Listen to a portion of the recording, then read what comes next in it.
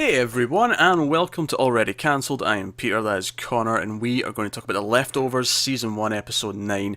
It's called The Garveys at Their Best. Full spoilers for the episode, as always. I'm not gonna lie. Jill smiling, wearing braces, might be the most terrifying image I have ever had to witness in my 28 years on this earth. Do you know what cracks me up about it? Mm-hmm. Is when she speaks, you can tell the braces are fresh on, like that. Because so when you first get them on, because your mouth doesn't know, it's different in your mouth. You sound funny, but after a while, your mouth gets used to it and you sound normal again. So you can tell that she's only just had them on for this. Well, that makes sense. Oh, yeah, but it was just make them a bit smaller, and it wouldn't have done that problem. Yeah, but I mean, arguably the character just got them on. No, What do you mean, no? it's too soon to have them off. What, 3 years? Is it too soon? If she'd only just got them on, probably.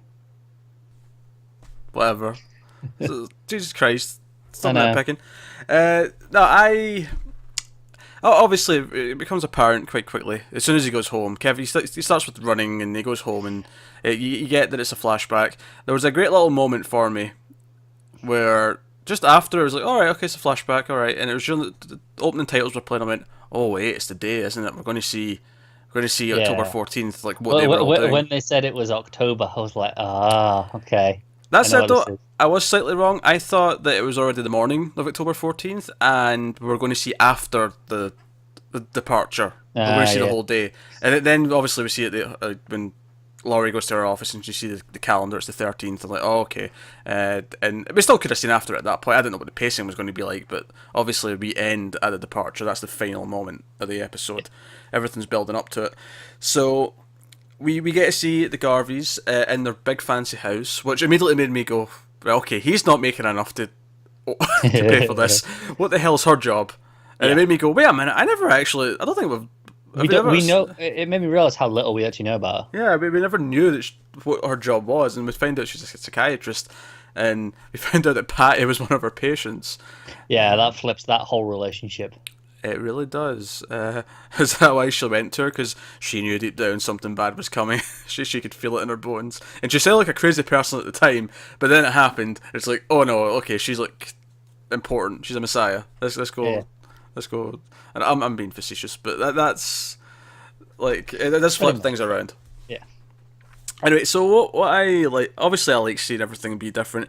Like I say, Jill being happy and not a moody little bitch is kind of weird and phenomenal at the same time. I will say she maybe took it a bit far with that stupid cat gif. Yeah. I have to say with Kevin on this one, now I'm nowhere near his age, but I have never understood that stupid rainbow cat bollocks. Don't worry. And I don't get it either. Yeah, I've never got it. You know that moment where he's just on the phone staring at it afterwards. And he's trying to decipher it. Yeah, I'm totally on his side there. He's like us trying to decipher Twin Peaks. He's trying to analyze it and think. Just staring at it, going, "What does this mean?" there's some deeper meaning to this, and I can't quite get it. But so we see, obviously we see a little bit of Nora as well with her family, and I think the first thing this episode does on the surface is that it adds these extra layers of guilt to at least Kevin and Nora, if no one else. Because Kevin was starting to. Oh, I mean, obviously we knew he'd had some kind of affair at the time because we'd seen a quick flash of it. We knew he'd done that, but we didn't really know the context. It was an ongoing thing. Turns out it wasn't. This was a one time. I mean, it could have been an ongoing thing after this had she not poofed into thin air. But it was a one-time thing. It was a spur-of-the-moment opportunity came knocking. But we never really understood where he was in his relationship at the time. Like, what were him and Laurie like? Were they happy just before this? And at the start of the episode, they seem relatively happy. But as the episode goes on, it kind of chips away at it. You see that he's having basically a midlife crisis. Pretty much. He's not... Everything seems like he should be happy. He should be the happiest man in the world. He got a wife, he got kids, got a nice big house. Like he's doing all these happy moments, and he's doing the act, but it feels like an act to him. It feels like he's putting on a show. And that's kind of brought up in the episode when he talks to his dad, and it's like the whole thing where everyone feels like this should be enough, but it's not. And that's kind of essentially what it boils down to is when you think of it as a midlife crisis. It's like, Yeah. yeah, it should be there, but it's just not right. Yeah, he's going for purpose. He wants purpose. I think that is. I think even at a younger age, everyone sort of has those inklings at times. Like, do I have some sort of purpose, Yeah. or am I just going to, find a wife or a husband and maybe have a kid, have a house like everyone else on the planet, and that's just it. Oh, I've contributed nothing, unless you're the rare person who invented electricity. And you're like, oh no, I actually Yeah, I did it's something. all right, guys. I got this. You invented telephone, a TV. Thanks to whoever invented the TV, John Logie Baird. Thank you very much. It's done a lot for us. So, but so it does that. It does that for him because we see that he was actually starting to kind of grow weary of his life, and his marriage wasn't in the great place. And he did have that fight with Laurie. He was in this really bad place where it really contrasts very nicely with like him being pissed that his wife is gone throughout most of the present day stuff. That he was kind of already pushing her away to an extent before. Yeah, it makes this whole moment with the divorce. I think it completely changes the context of that for me. Go on. Because here it kind of seems like he's probably not that far away from wanting a divorce himself. Yeah, I maybe wouldn't go that far. I don't think he knows what he wants at this point. No, but I think he's kind of edging towards that direction, even if he doesn't know it. Obviously, everything is affected by a departure, and it's how that. And obviously, you debate, well, like, would this have worked out any? Would this have been fine if not? And obviously, Laurie goes through something that we never knew about. There was a great moment where, again, much like I realised, oh, this is actually the departure date or close to it. There was a great moment where I realised when I realised she was pregnant. I'm like, you knew where this is going. Yeah. All of a sudden, and it's that kind of gut wrenching feel where it's like, this is going to be brutal, but it has to happen. The baby insider is going to disappear, and that's actually what the final moment of the episode is. She looks over at the screen. You never even see it. You just see her reaction. You don't need to see the screen to know what's happened. It's really well done in that sense. I will say I did think if I were to make a complaint about the episode, because obviously we're into Matt and his wife is fine, like she's normal, and he's at the doctor's because he's every so often he gets a scare that because he had cancer as a kid, he had leukemia, and he comes back and there's all these chances that it could pop back up again, and he goes through these scares. And we'd heard about that briefly back in episode 3, I think it was. And so even though we knew his moment with the crash, we never knew where he was coming from, and not that we really needed to, but they had that. We ran into Gladys. We seen the woman with the baby from the first episode. Laurie sort of drives past her. So if I've got a complaint, is I think it maybe does one or two too many of those where here's someone before we knew that. I was like, I don't know if Gladys being the person, the dog breeder, was necessary. That was maybe one too far. That one's a bit too far, and I think seeing the baby, the very first one, I think that one was a bit unnecessary. I really like the Matt one because as you were saying, how it added guilt to Nora and Kevin, I think it did to Matt as well because he's like, "Oh, let's go get drunk," and she's like, "No, I'll drive. You get drunk," and it's her decision to drive put her on that side of the car. Oh yeah. That one's. I feel like that one. I mean, yeah, he will feel guilt from that. Don't get me wrong, but that one's very much a circumstantial kind of. Oh, it is. Just to add something to him, like in his head, he'll probably go, "Yeah, but if I hadn't gone, let's go and get drunk." Whereas Nora and Kevin, now obviously even those two are different because Kevin's guilt is more to do with Laurie leaving later, and it's kind of like once it actually goes away, he realizes how much he wanted the life from before. But then we can argue, like, did he really? Like, he thinks he wants it again, but would he have been happy? Is it just nostalgia almost? And it makes me think how we see him with Nora is like, was he just in the wrong marriage to begin with? Is that the core problem? Is that why he was having some sort of weird midlife crisis? Is because there's obviously, given his condition and the fact that he's been passing out and he's got like a Jekyll side to him, a Hyde side to him, to get the metaphor right or the comparison right. Like, given that, we know there's more to it than just that, but like his guilt is definitely different from hers. Whereas hers is, she was trying, like, she'd been like the housewife, she'd had the kids, and she was doing that role, and she wanted more for herself, which is why she tried to go and get a job for the mayor, or not mayor then, but soon to be mayor. And you have to wonder, because she's convinced she won't win, and Nora says as much. And I think that's like, oh, is that one of the things that was changed drastically because of the departure? Did that sway all the viewpoints to whatever? Maybe the other candidate vanished. Or maybe maybe that's the easiest solution here. The other candidate just poofed. She walked it, basically. Well, she's unopposed now, I guess. So there you go. Warburton. You never know. I did like that as well, because like you say, the whole thing was she was essentially ignoring them for the first time. Like it showed like how dedicated she'd been to a family doing everything, and she just took a moment to ignore them and do something for herself. And all of a sudden now she has to ignore them for eternity. Well, that was the final moment, certainly, but I think even deeper than that, the fact that she resents, maybe not the right word. I don't necessarily think she resented it. Maybe she resented her husband a little bit, because he was a bit of a dick when he just kind of, when he came home and she was like, oh, it went well, by the way, and he just sort of looked blankly at her, and she's like, my interview was like, oh, awesome, leave. Like, and that was his entire response.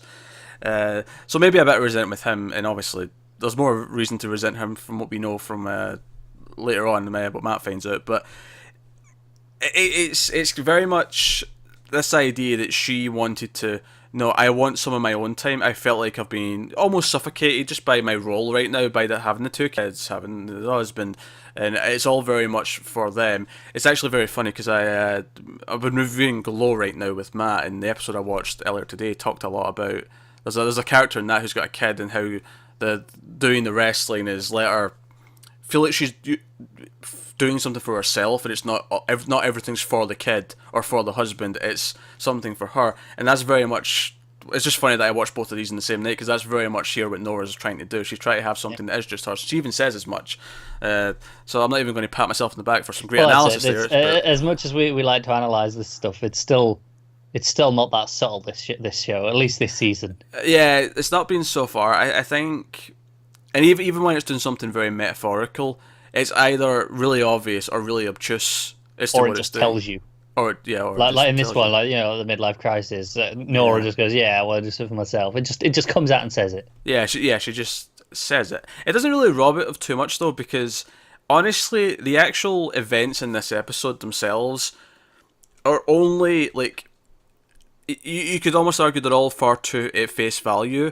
Except the reason why they're not at face value for us as the audience is because we know where all these characters go afterwards. We know what the fallout is. So for us, it's not so much, the drama of, will Kevin and Laurie have a fight and get divorced. It's more, we know how he feels in the future about her leaving. So it adds this extra depth to it, where he didn't understand what he had or how he felt about what he had. And honestly, looking at it, it's like, well, Kevin probably does Laurie makes the right choice in getting a divorce, because that's really deep down what Kevin always needed, even if he didn't know he wanted it or know that he needed it.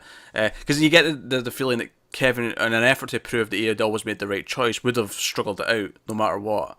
Yeah, definitely, because he's a very stubborn man. Yeah, he is a very stubborn man.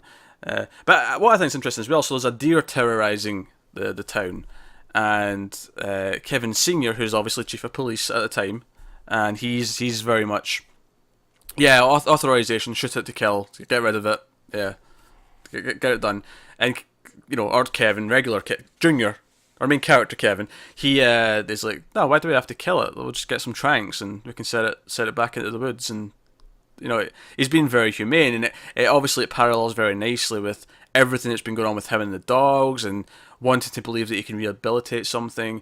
In fact, I thought a lot of this episode did a very nice job of like tying in with the themes that we've been exploring all season, because later on when he goes to get Tommy, and Tommy went to see his father drunk, and because he got hit, Kevin has to go up and do the match. See some of his anger issues. Yeah, some of the anger coming out, which part of me likes to an extent. Obviously, it's the immature way to respond and to this situation, but just seeing him, how much he cares for Tommy it's kind of a little bit touching, because it is very much he is his father, regardless of where the blood came from, or where more specifically, and it also shows obviously we've seen lately this darker side to him, and this kind of shows this isn't like a complete split personality. Like he might not be remembering it, but those aspects of him seem to be part of him. Oh yeah, they were always there. This wasn't something that the departure just caused. It maybe made it flourish in a way that like it hadn't done before, and there's certainly these blackouts. Maybe they are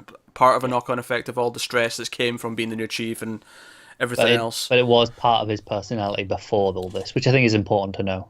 Yeah. I think.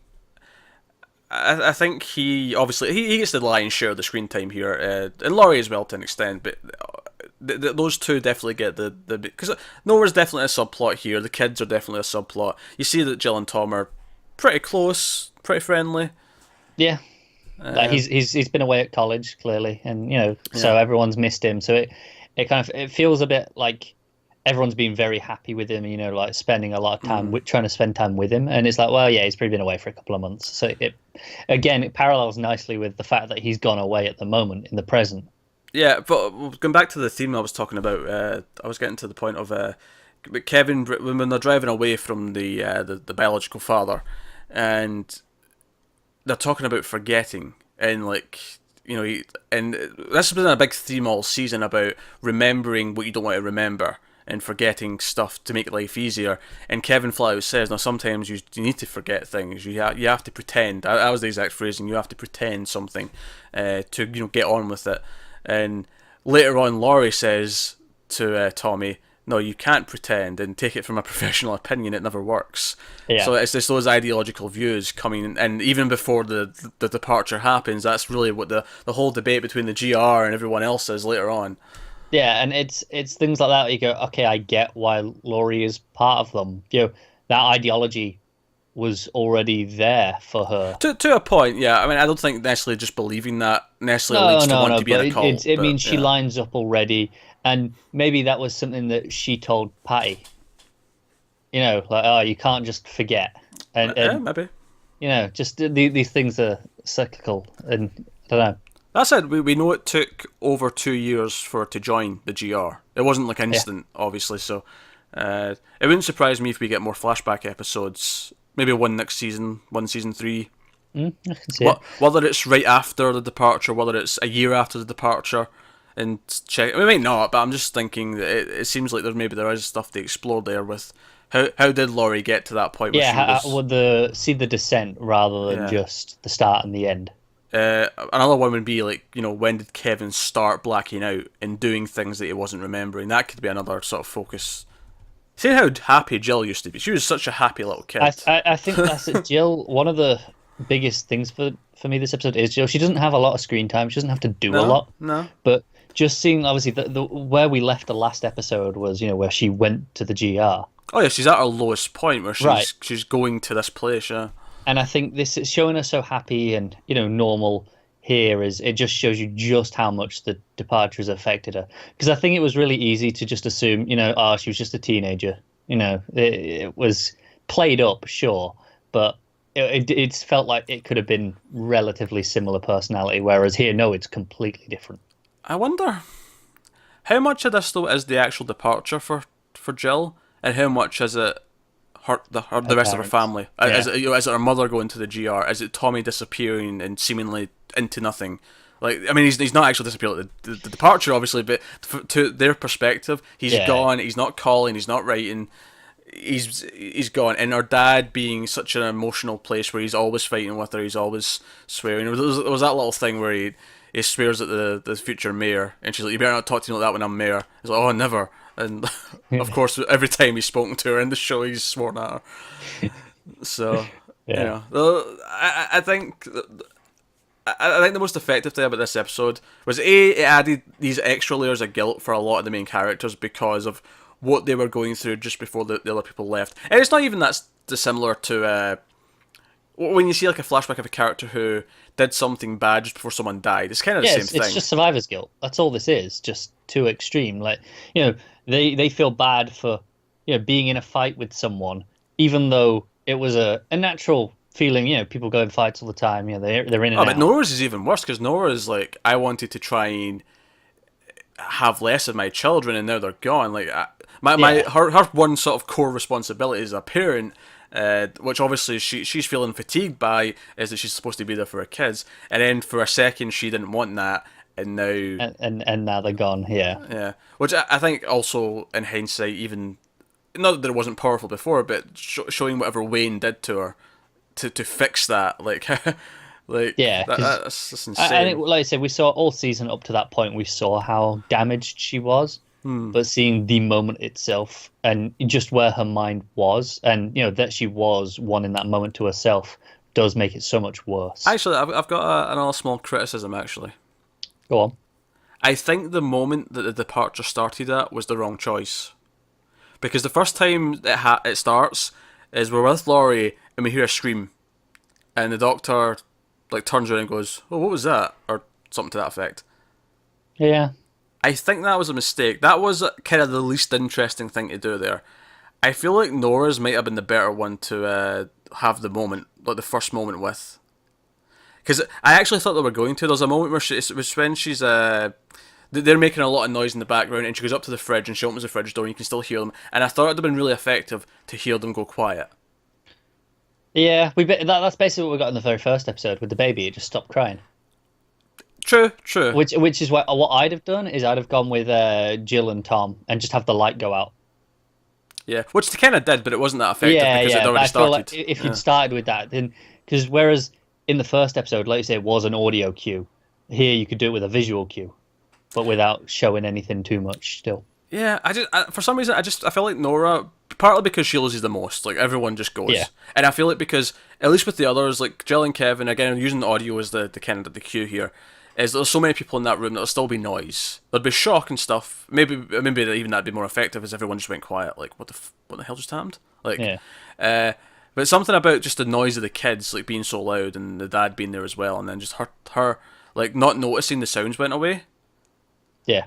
And just let it carry out. That said, it did feel quite epic when the departure theme kicked in and it all was kind of going off. Obviously, the music's been great. I've been complimenting the music all season. And obviously ending on Laurie was fantastic. Which that was a smart choice. You really didn't need to start on her. Just cut into that and ending on it would have been far stronger. I think everything we just suggested was better than just hearing a scream. Yeah, especially as I feel. I don't know, maybe this is weird, but it's a hospital. I feel like people probably do scream just, in fear. Yeah. A lot of people don't like hospitals. They're uncomfortable places. So, I don't know. Or just as simple as someone next door is getting like something plucked out and they can't get anesthesia, so they have to do it. Right, exactly. I feel like it wouldn't be... It's not a normal thing, but I feel like it wouldn't be that uncommon in a hospital to hear a scream every so often. Yeah. I don't know. It was the one thing the ending was otherwise very well done. It was just that one, just the way they started it with that scream just felt like the least interesting choice to start it on. No, I agree with that. But hey, we didn't know that the woman that Kevin was having sex with disappeared. That was a neat little extra tidbit. It was. It makes sense because when we found out it was where were you at that time? And you just see the flash of him having sex, and you don't see the vanishing. Yeah. So that just adds another layer to that. Where when you go back and watch that moment where he's thinking about it, you go, he's literally he watched it happen. So it's very interesting. I just because it cuts to him and he's like lifting up the sheet looking for her, and it's almost comical. It is, yeah. And it would be if the music wasn't going. Yeah, and I almost wonder, would it have been wise to actually show, like, if he was on top, like a moment where he just, like, fell. He thrusts forward and he just goes into the bed. Yeah, like, no, I can see it. Like, and maybe that would have been too funny. Maybe that's why they chose not to go down that route, because it may have been a little bit too silly looking, and therefore really funny. In fact, at one point I thought when I was watching it, again, just kind of, because in my head, I'm just naturally, not predicting, but just seeing where things might be going and I thought the moment they might start it as well, and if they were going for something more, because obviously, like you say, we'd had the audio cue in the first episode when it happened. Like, if they wanted to go a little more shocking and more like stark with it, I almost thought that while we were seeing the baby on the ultrasound, if the baby would just disappear, well, it would actually see, because it wasn't a real person, we'd just see the image on the ultrasound disappear. And that would be like, it wouldn't be the same as just seeing a person go poof, which I get why they're avoiding that, because again, it feels a bit more like, it would just look goofy, wouldn't it? Fantastical kind of thing. But in the ultrasound, that would look kind of like, and then kick the music in. I don't know. But do you know what? I'm surprised you didn't have the nurse kind of move it around, going, "Hang on, I've lost it." Because the nurse had left the room, I think.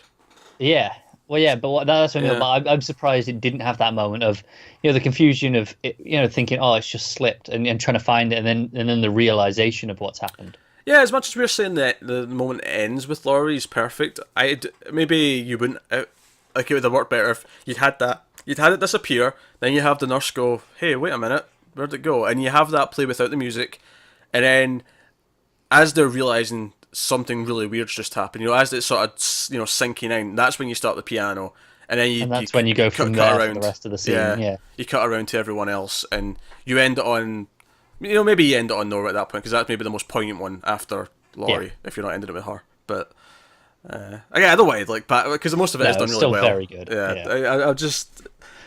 I think it's an excellent episode. I'm almost surprised I enjoyed it as much as I did, given that it's one episode before the end, and you kind of you're waiting for the ending almost at this point. Well, it's funny you bring that up because I was thinking because we complained a lot about I think it was American Gods because they had like an episode like this almost that was They did, right before the finale, and we complained a lot about that, and we won't get spoilers for that show obviously, but we complained a lot about that, and I think the big difference with this is that American Gods was suffering from it feeling like the plot wasn't getting going yet, and it kept feeling like it was spinning its wheels. Whereas here we feel like we've already went through so much. That last episode felt like a season finale in itself. So having this True. after it was kind of like, all right, we're resetting the gears before we go back in for the aftermath. Yeah. It feels just on a technical level, it just feels strange to have a flashback so close to the end. But I get why it's there as well. It works here better than I think it should on paper. No, it does work. I think they knew exactly what they were doing by Yeah. going back here, especially since they've kept a lot of who these people were before now a secret up until now. We didn't know what Laurie's job was. We didn't know they had this big fancy house. We didn't know that. I think what's really a credit to it is it never felt intentional that they were hiding anything. It was just we didn't need to know it at the time because it wasn't important. Yeah, everything we needed to know we did. Yeah, it was like that. Well, especially from like Laurie's side of things, her job, everything where we've seen her in the present, that's not important to her anymore. So it's not important to us. Whereas here, the first time where we see it, where it is, it's something that matters to her, is where we learn about it. It kind of makes sense. Yeah, and maybe part of her descent after this is that she just doesn't have answers for anyone anymore. Yeah. Like, how can she sit there and tell them to get over You've things? got to imagine a lot more people are going to go and see her after this. Yeah, and that even for her will just cause more stress. It's like all these people looking for answers. They're all like, they're all confused and mystified and whatever. Yeah. Like, full of stuff. I did think it was interesting that Kevin makes the deal to get the call for the deer so he can try and trank it, and then it runs out in front of the car and he has to shoot it anyway. Like he wants to try and help it, and even though he tries, he still has to do what everyone else said and kill it. Yeah. Like it was beyond saving, which I think maybe does represent his marriage there. I think that's maybe an obvious metaphor in this particular case, especially since they even relate it to, because earlier on when he gets the call and Laurie's like, yeah, go and save your deer. And he's like, F you, Laurie. It's very much like the deer feels trapped in these houses like he feels trapped in his house. It was a very, very clear link, but very on the nose. I did like the whole thing with him not wanting the dog, where obviously now is where he's just got the dog, for the different purposes. Like here, the not dog anymore. He doesn't. Well, okay. What I mean is, he got a dog because it was like, no, I'm gonna try and build something. Whereas here, it's like, I don't want the dog because I don't want to have to put that effort in. I don't think this is worth fixing. Whereas the dog now is like, no, there is something worth fixing. Yeah, it's more about him though. But with the dog in present day, it's about fixing him rather than it is about fixing anything else. And I think it's going through all this stuff that makes him realize he wants to try and fight and fix himself. Yeah, definitely. Because I think the problem here is that he's so almost ambivalent about what's around him, and he's struggling. He's pretending he cares about things, but he doesn't really, and it's making it really hard for him. And I think it's interesting that this is kind of more of a wake-up call for him, even if he's struggling, and even if it's not exactly like a clean, it's not a clean fix. So, I'll tell you another reason why I make it another flashback episode at some point. And I'm glad they didn't do it in this one. I was a little bit worried that they were going to have Kevin Senior go crazy. Yeah. And I was thinking the same. Because I was worried that it was going to feel a little bit too silly that it was so close to the departure. See, I prefer it this way. I like that it's after the departure because it feels like maybe that's a way the departure has affected him. Oh yeah, no, absolutely. But I was worried they were going to, even do it the night before. Like once I realised it was the 13th, they're going to do it. Like his first signs are going to be tonight to show that he's like. No, I like that he's just completely normal. Yeah. But no, I think he was fine in this episode. I like seeing him interact with everyone when he was normal. He's a bit of a dick, but he is. But obviously, he's well liked. He's a dick, but he's the sort of dick that people, is charming enough about it still. Yeah. Obviously, he's figured out he's getting a surprise birthday party, and everyone goes along with the charade anyway. Except what was his name, Lou? In fact, yeah. Lou's kind of becoming this show's Jerry from Parks and Rec. He is, and in a weird way, he's obviously more of an asshole than Jerry is. Jerry's obviously a very nice man in Parks and Rec, and you kind of feel bad for him almost. That everyone rats on him. I suppose in this case, it's really just Kevin that rags on him, but he kind of deserves it. It does. He is a complete and utter dick. Like, but I'm not gonna lie, I do get a bit of a chuckle every time he goes, "Yep, he already knows." Everyone's just like, "Shut up." Shut up, Kevin. Oh, not Kevin. Lou. Lou's name is Lou. There's already 2 Kevins. There'll be more Kevins in this show. Yeah. Got plenty of Kevins. Dear. Yeah, so that was a very solid episode. I think it adds a lot of weight to a bunch of the characters. A bit of extra layers of guilt to why they are so affected by what happens. I think there's still blanks to fill in, absolutely, but it was a very solid episode in that sense. Like I say, a couple of minor complaints, maybe one too many. Here's a character that we know that really isn't related to the plot in this story, but we're going to show them anyway. And then maybe the final montage started with the wrong moment, but yeah. But ultimately, I have a better sense of who everyone was and why they're so different. Like what the circumstances were that have led to why the departure affected them the way it did. Yeah, I mean, obviously, Laurie's deeply personal that we never predicted or seen coming. No, we had no hints at that at any point. Kevin, we had an idea about, but obviously, I think certainly the fact that his marriage was completely kind of starting to break down was new information. We knew obviously that he'd had like an affair of some kind, but this was a lot more context to it. Jill's still kind of a mystery in a weird way because we don't really. There's no specific. We don't know what it was that changed, but we see. The effects are much more clear now. Like which is why I think it isn't. It's not so much the departure. I mean, it might be to an extent, but I think it's how it affected everyone else around her. Is kind of a knock-on effect to how it's affected her. It could well be. I really like seeing how Matt is basically unchanged. Like even though he's clearly gone through a lot, he's kind of stood by his philosophy of not changing to it. Yeah. He still sees it as a test, and he's still like, fighting his fight. Like the biggest difference is he looks after his wife now instead of his wife looking after him. But like ultimately, he's still he's very much personality wise, at least he's very the same. Yeah, no, absolutely.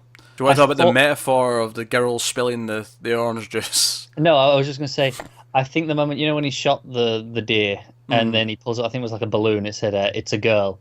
I thought it was a really great moment of foreshadowing. Because then when you look back, it's like, because obviously we didn't really know about Laurie at that point. Yeah, and he's just shot. The deer's representing his marriage, so he just shot and it. And he shot it through that, and that's kind of ultimately, I think, what crumbles it for Laurie as well. Losing that is what is probably tips her over the edge. Absolutely. I think.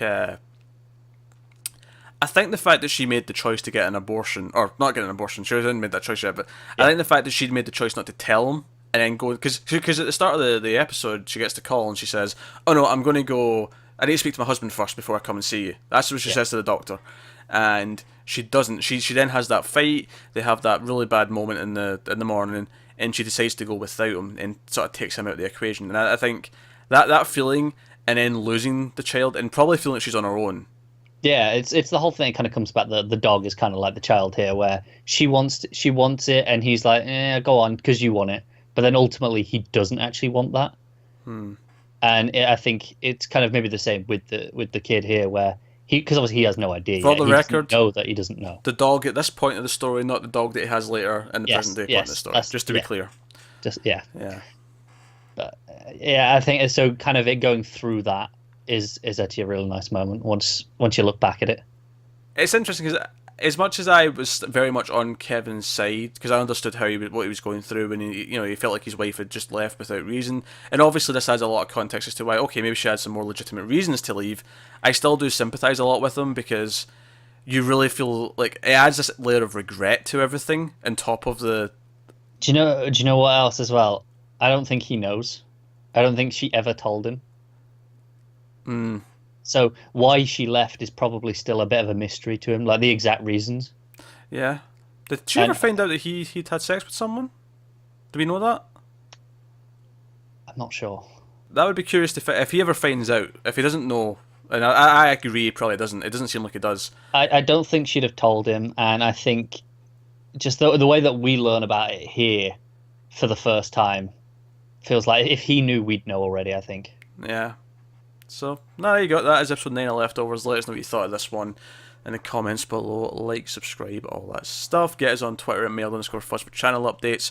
Head over to patreon.com/mailfuzztv if you want to support the channel and everything we do here. You can do that over there.